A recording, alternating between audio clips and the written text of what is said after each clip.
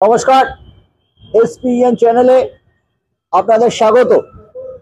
এই মুহূর্তে মোহনবাগানের সবচেয়ে বড় খবর হলো মোহনবাগানের নতুন কোচ সার্গে লেভিরো ভিসার জন্য আবেদন করেছেন।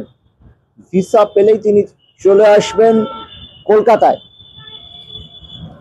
সার্গে লেভিরো তো নতুন দায়িত্ব নিচ্ছেন, কিন্তু সাপোর্ট স্টাফে কি কোনো পরিবর্তন হবে? আমরা সারাদিন এটা নিয়ে খোঁজ খবর করেছিলাম। 4 জন সাপোর্ট স্টাফ বদলে যাচ্ছে। Assistant coach, foreign assistant coach বদল হচ্ছে। যাকে নিয়ে এসেছিলেন মলিনা, তাকেও বিদায় ঘন্টা বেজে গেছে, তাকে মোহনবাগান রাখবে না। ফরেন অ্যাসিস্ট্যান্ট কোচ সার্গে লেভিরো নিয়ে আসবেন। হয়তো উড়িষ্যায় গত মরশুমে যিনি ছিলেন তিনি থাকছেন। ফিজিক্যাল ইন্সট্রাক্টর তিনিও সেটাও বদল হচ্ছে। ফিজিক্যাল ইন্সট্রাক্টর এবং ফিজিক্যাল ট্রেনার পদও বদল হচ্ছে। শুধু বদল হচ্ছে না ইন্ডিয়ান অ্যাসিস্ট্যান্ট কোচের ক্ষেত্রে বাস্তব রায় যেরকম দায়িত্বে আছেন থেকে যাচ্ছেন। একটা সময় আমরা দেখতাম ইস্ট বেঙ্গলে কোচ বদল হতো কিন্তু বিকাশ পাজি থেকে যেতেন। মোহনবাগান সুপার জায়ান্টও ঠিক একই অবস্থা। মানে বিকাশ পাজির আরেকজন সংস্করণ বাস্তব রায়, তিনি কোচ হিসেবে যে দারুণ কিছু করেছেন তা নয়। বিকাশ পাজি তবুও কিছু ফুটবলার তুলে আনতে পেরেছিলেন ওই সময়, যখন ইস্ট বেঙ্গলে সহকারী কোচ হিসেবে বিকাশ পাজি টানা 7 বছর ছিলেন। কিন্তু বাস্তব রায় থাকছেন। নিশ্চয়ই তিনি দীপেন্দু বিশ্বাসদের মতো কিছু প্লেয়ারকে তুলে এনেছেন, কিন্তু তারা ঠিক সেই জায়গায় ফ্লারিশ করতে পারছে না। সূর্যবংশী, দীপেন্দু বিশ্বাস একটা সময় তিনি হাতে গড়েছিলেন।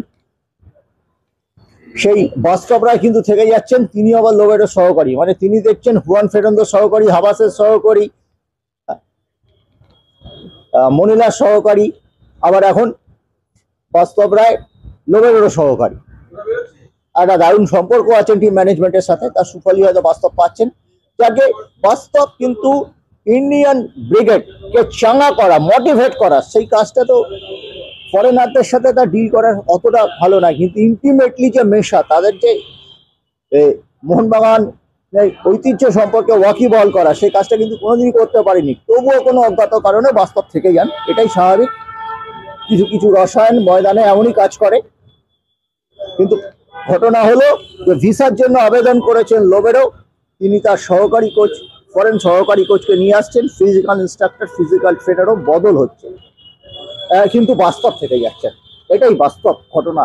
আজকে দিনের শেষে মোহনবাগানের প্র্যাকটিস কবে শুরু হবে, মোহনবাগানের আইএসএল কবে শুরু হবে তার উপর অনেকটা নির্ভর করছে, কিন্তু আশা করা যাচ্ছে মোহনবাগানও কিন্তু প্র্যাকটিসে নেমে পড়বে। লোবেরো কলকাতায় আসবেন, তার সহকারী কোচরা আসবেন। ফার্স্ট উইক বা 10 তারিখের মধ্যে মোহনবাগানের প্র্যাকটিস শুরু হয়ে গেলে অবাক হবার কিছু থাকবে না। নির্দিষ্ট কোন ডেটে শুরু হচ্ছে সেটা আমরা এখনো বলছি না।